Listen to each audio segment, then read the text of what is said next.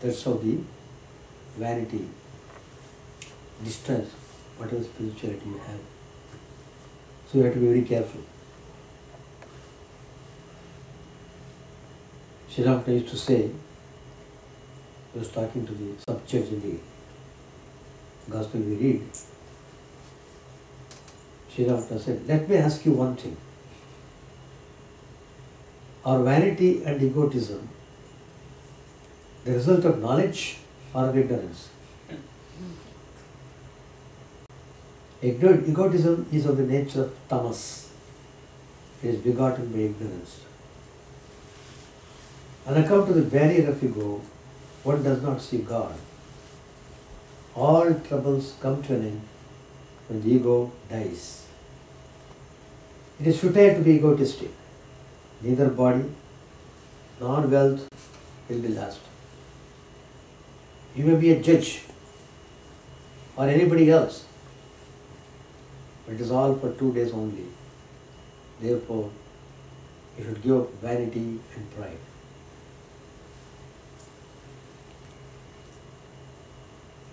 There was a musician in the group. He asked this question. Generally, people ask this question very often. He asked Sri Ramakrishna, Sir, what is the way to realize God?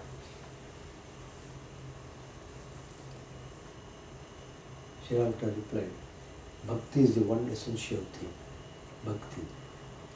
To be sure, God exists in all beings. Who then is a devotee? He whose mind dwells on God. But this is not possible as long as one has egotism and vanity. The water of God's grace cannot collect on the high mound of egotism. It runs down. I am a mere machine. God is the operator. We should have this kind of attitude in our mind. We should cherish this attitude.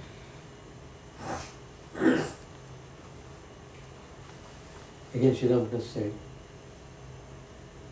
how vanity turns a person's head. There was a scavenger woman in the temple garden at Dakshineshwar. And her pride, and all because of a few ornaments. And a few men were passing her on the path. And she shouted to them, hey, get out of the way, you people. If a scavenger woman could talk that way, what can one say about the vanity of others? Water is dried up at once if poured on a heap of ashes. Vanity is like this heap of ashes. Prayer and contemplation produces no effect on the heart puffed up with vanity. So, Chidananda tells that vanity kills spirituality. You must be fully careful about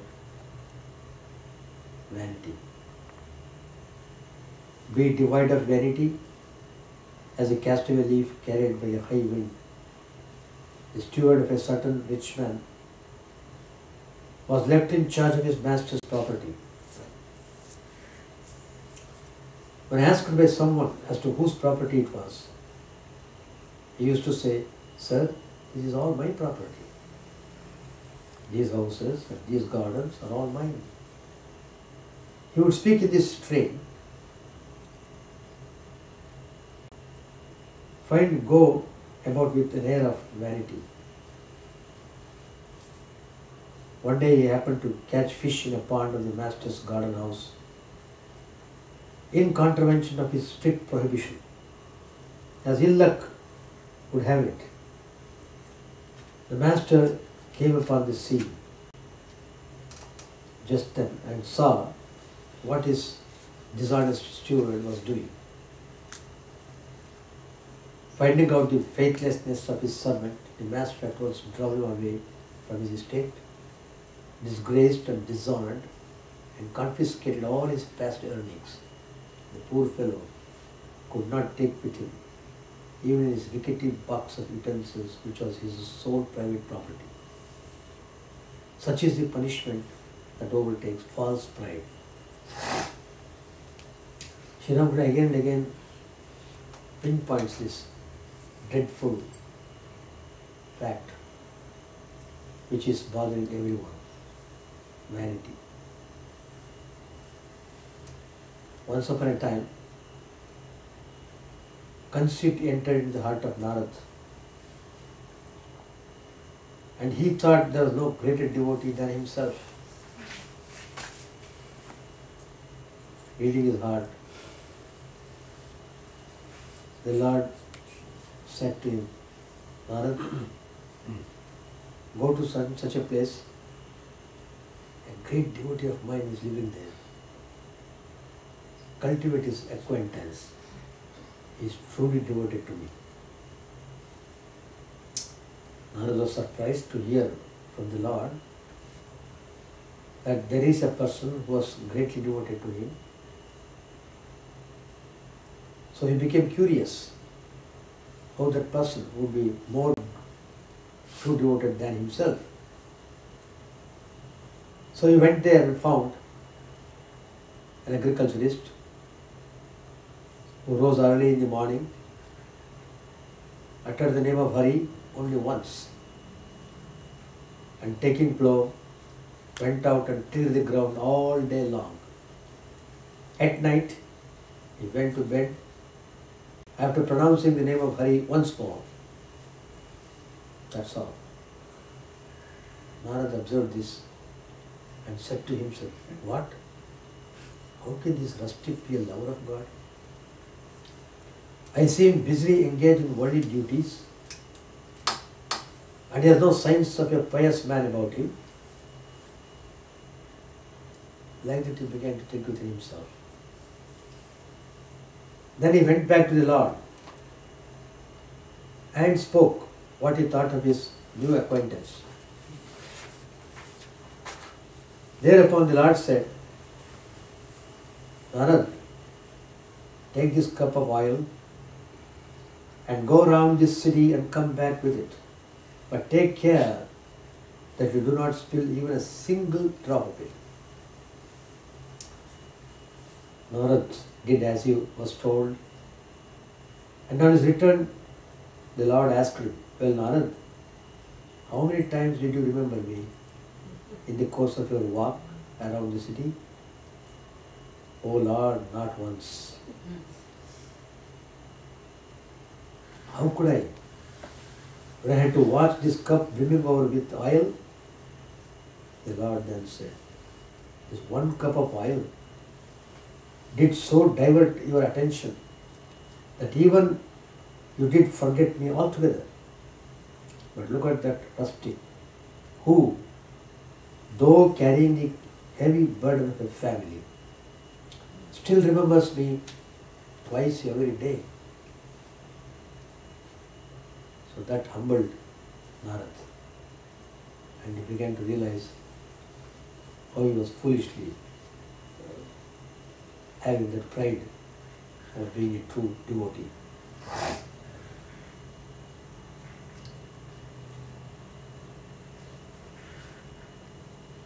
Then the next point,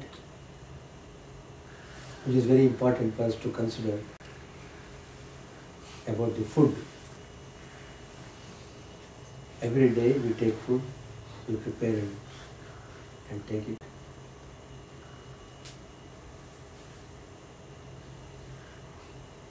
But it is taught food should first be offered to God. When we take it after God's offering, we take it as prasadam. Then the food becomes a sattvic food. Even our sleep and our sensual activities become pure if practiced in moderation and in self-discipline. The food that we take is turned into our heart and intellect. The food that we eat is divided into three categories of substances: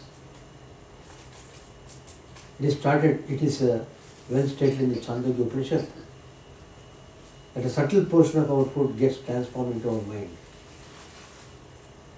The mind's cultivation or perversion depends upon the kind of food we take. Pure food makes for a pure mind. The effect of food upon our body is beautifully illustrated in a nice story from Mahabharata.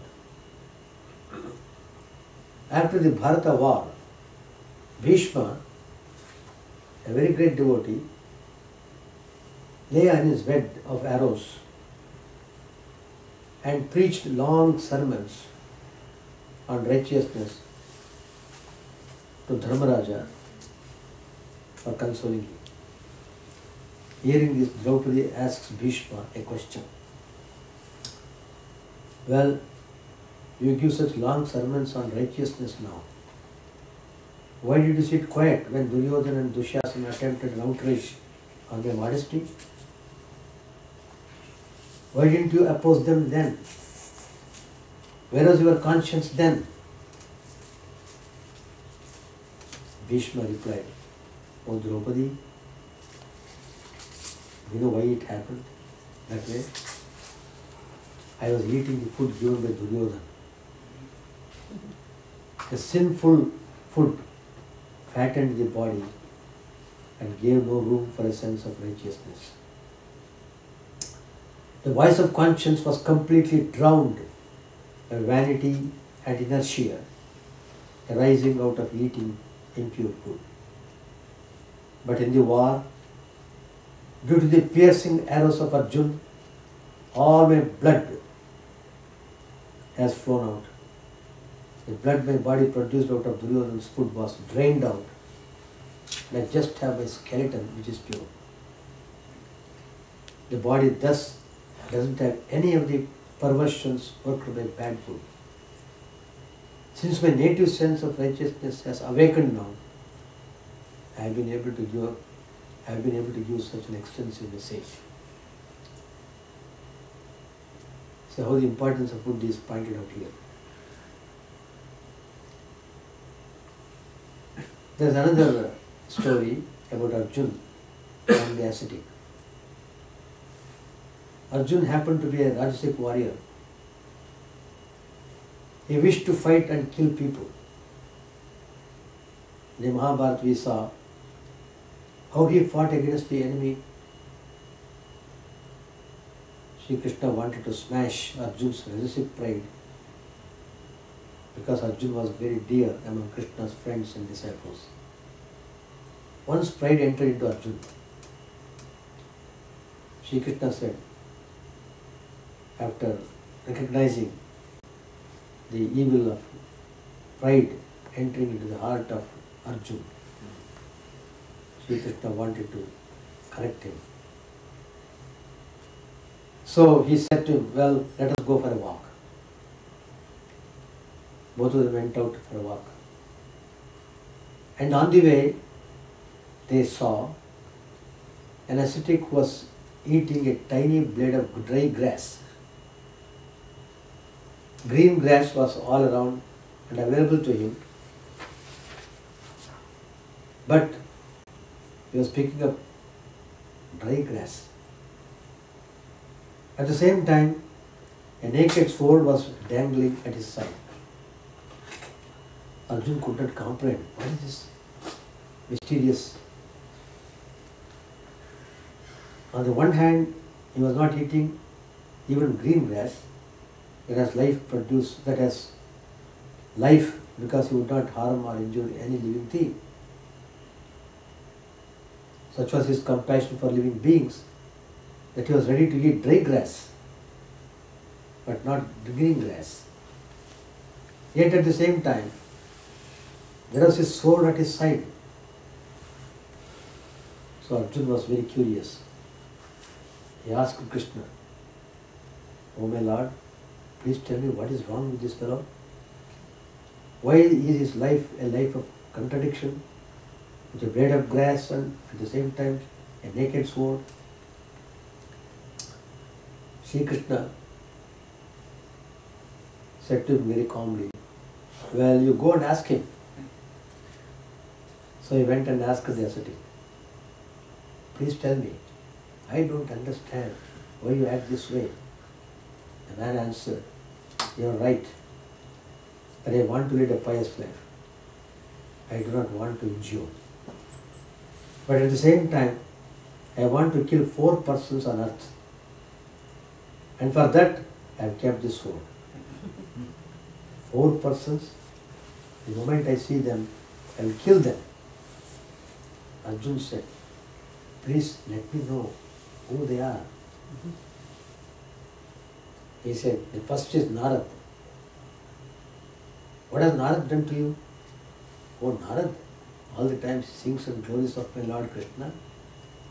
There is no time for my Lord to take his rest. All the time he has to sing and hear the songs, singing, singing, singing. He always disturbs my Lord's sleep. I want to kill this wretched Narad if I see him. Who is the second person? The second person is Draupadi, Arjuna's wife. All of a sudden she spoke, oh Lord, save me, save me. My Lord had to go and apply his force in order to save her modesty. What kind of audacity she had. The story of Draupadi is that when Yudhishthira lost to Dushasana, Duryodhana's younger brother, in a dice game, the last promise he gave was that Draupadi would be given to the winner. So as he lost again, Draupadi, the wife, had to go to the other side and stay with the Kauravas.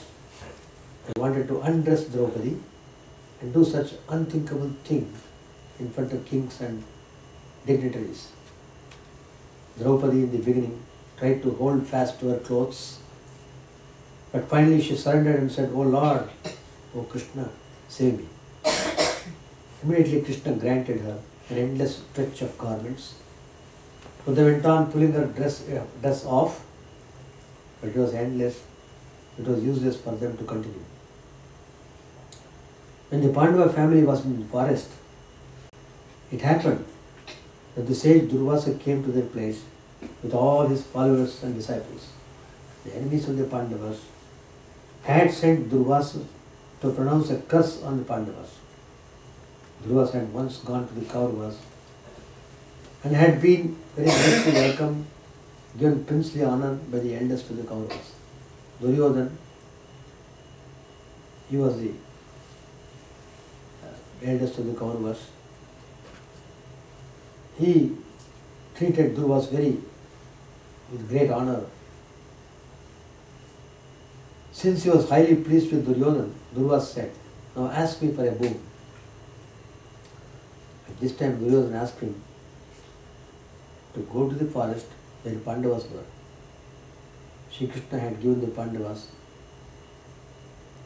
a part out of which any number of people might be fed. However, they would be able to do so only before Draupadi had taken her last meal of the day. After Draupadi had eaten, the Pandavas would not be able to feed a single person on earth. Duryodhana asked Durvasa to go there one day after Draupadi had eaten. After she had finished her meal, Durvasa listened to Duryodhana's prayer.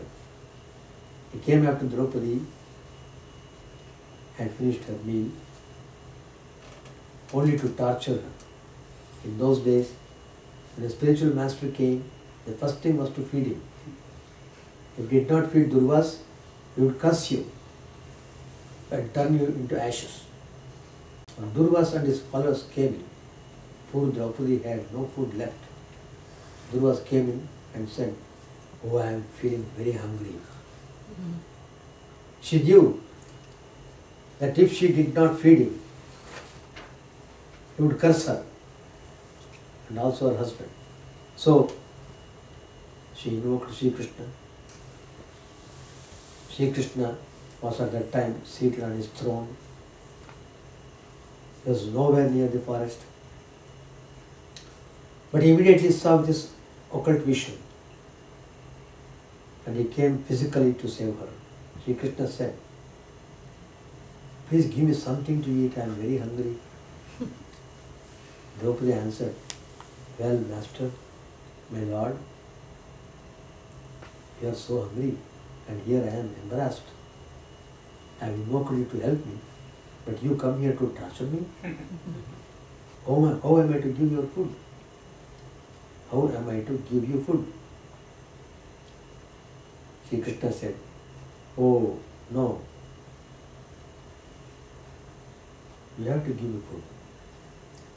Examine your pot, she replied. There is nothing left. I am not telling you a lie. I have washed it, I have eaten. We have all eaten. There is nothing left. I can show it to you. So she brought the pot. And Sri Krishna discovered that there was a grain of rice remaining.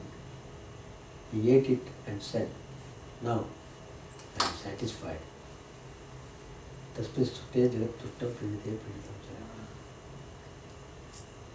Now you ask me anything, I am pleased with you. She said, save me. The sage Durvas has gone now. With his thousands of disciples to bathe in the Ganges. When he comes back, he will want food. So Krishna, with his spiritual power, immediately made ready food for thousands of people. Now Duryodhana, with his yogic mission, no, not Duryodhana, Durvasa. Durvasa with his yogic vision came to know that Sri Krishna had already arrived. He said, it is useless for me to go there because now they will be able to feed me. I don't want to go there. I am fully satisfied. Now to come back to the story of Arjuna and the ascetic. The ascetic said, I want to kill Draupadi. In season and out of season, she asks for my sweet Lord's help. I will kill her. She should not invoke my Lord at any time. Now who is the third person? He said 4 persons. The third person is Prahlad. He was one of the greatest disciples of Sri Krishna. But his father used to hate Sri Krishna. The very name of Sri Krishna used to irritate him. His son was just the opposite, constantly following Krishna. So what did his father do? He threw Prahlad into a boiling tub of oil. Then he threw him on the ground and he placed him, his own son, under a mad elephant. He let the elephant crush the son because the son was not listening to his father. But the son was not crushed, and the boiling, burning oil did not kill the boy. Sri Krishna was there. So while the father wanted to kill the boy, Sri Krishna's presence saved him. That's why the ascetic said, whenever there is any danger, immediately Prahlada speaks the name of my Lord Krishna, who goes to save him. Prahlada has no right to invoke my Lord, he has to be punished. And who was the fourth one? The fourth one is the wretched Arjuna. The ascetic went on, I want to kill him here and now. Arjuna said, Arjuna? What has he done? The ascetic replied, look at his audacity. He asked my Lord Krishna to be his charioteer on the battlefield. Sri Krishna is the Lord of the universe.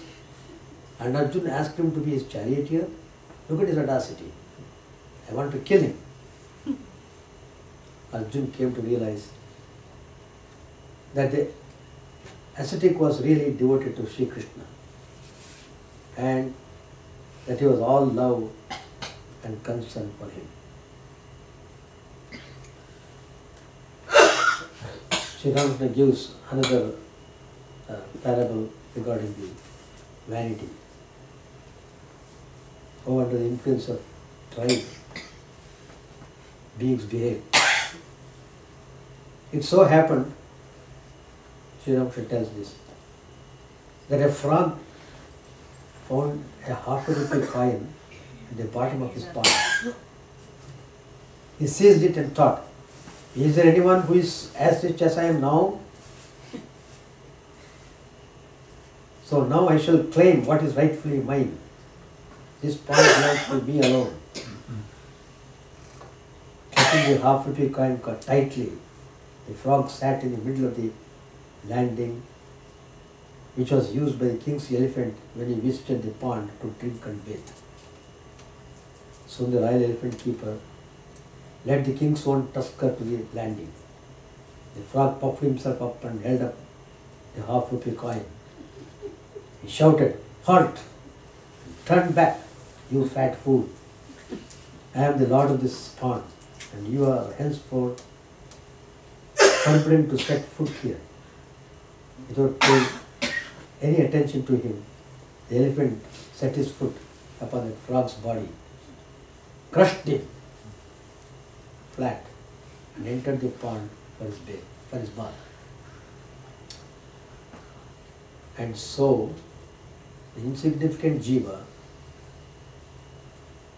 declares himself Lord and master of all his service on the strength of something that is really valueless. Wealth, power, fame, beauty, knowledge, artistic talent, or any other gift of material nature is impermanent. So what value would the attainment of these have for the eternal spirit soul? How foolish we are to become puffed up due to these anarthas, valueless acquisitions, and how foolish we are to declare the products of material nature over which we have no control to belong to us alone. Is mind inflamed by the infections of eye and mind? The ignorant living entity rushes headlong to his death, thinking that he is so great that even death must give way. Swami Brahmanandaji, one of the most important direct disciples of Sri Ramakrishna, he referred to this matter, ego. Swamiji said, man suffers because of his ignorance. His ignorance is his sense of ego.